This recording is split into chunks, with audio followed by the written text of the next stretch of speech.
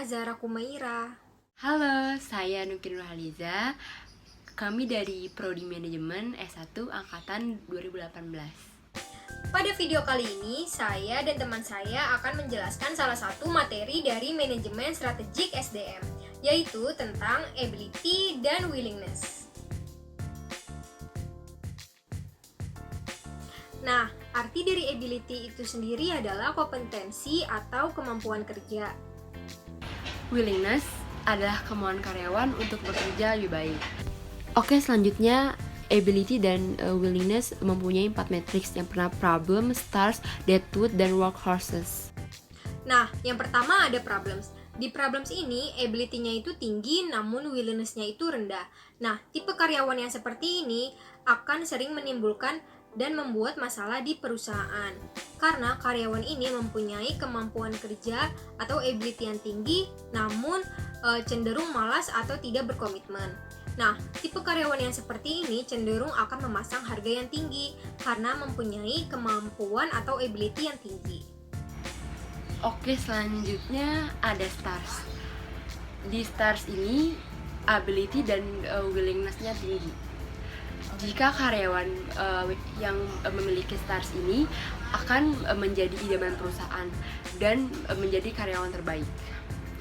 Jika karyawan dikategorikan sebagai stars, ini biasanya berkinerja tinggi yang hasilnya memuaskan perusahaan. Selanjutnya deadwood. Nah, di deadwood ini ability dan willingness-nya itu sama-sama di bawah 50%.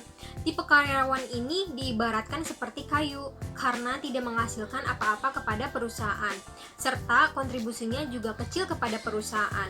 Nah, karyawan ini juga mempunyai kemampuan kerja yang kurang baik karena secara kemauan bekerjanya juga di bawah 50%, yang artinya rendah atau kurang baik. Oke, yang terakhir workhorses. Workhorses ini ability-nya rendah, willingness-nya tinggi. Ini artinya pekerja keras sebagai kuda, yaitu memiliki semangat dalam kerja. Namun workhorses ini memiliki sisi negatif, yaitu hasil kerja yang cenderung kurang baik.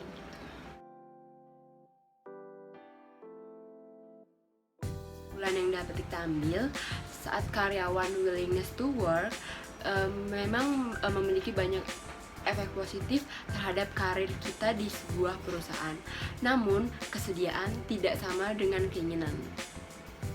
Ketika kita disengaja dan kita memaksakan keinginan diri kita pada keadaan dan kenalan kita sering melakukan banyak hal untuk memastikan kegagalan kita sendiri. Nah, kesimpulan dari saya pribadi adalah dengan cara meningkatkan willingness. Willingness itu sendiri adalah kemauan orang untuk bekerja. Nah, ini berkaitan dengan motivasi kerja, komitmen kerja, dan juga semangat kerja. Nah, cara meningkatkannya ini lebih susah dikelola dibandingkan dengan ability karena willingness itu lebih kompleks dan juga banyak sekali faktor yang berkaitan dengan willingness itu sendiri. Nah, cara meningkatkannya itu kita lebih dicari tahu dulu nih, kenapa sih kemauan karyawan bekerja ini sangat rendah atau willingness-nya itu rendah. Saya akan mengambil contoh ketika karyawan tidak suka dengan gaya kepemimpinan atasannya. Nah, jalan keluarnya itu adalah dengan mengganti atasannya atau karyawan tersebut dipindahkan ke unit atau biro lain.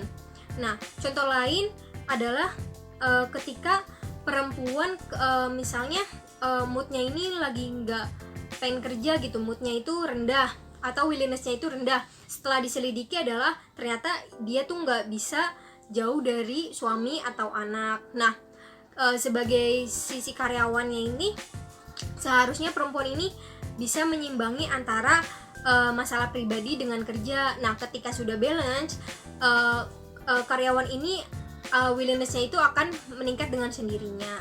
Nah, sekian dari saya. Sekian dan terima kasih. Semoga video kami dapat bermanfaat.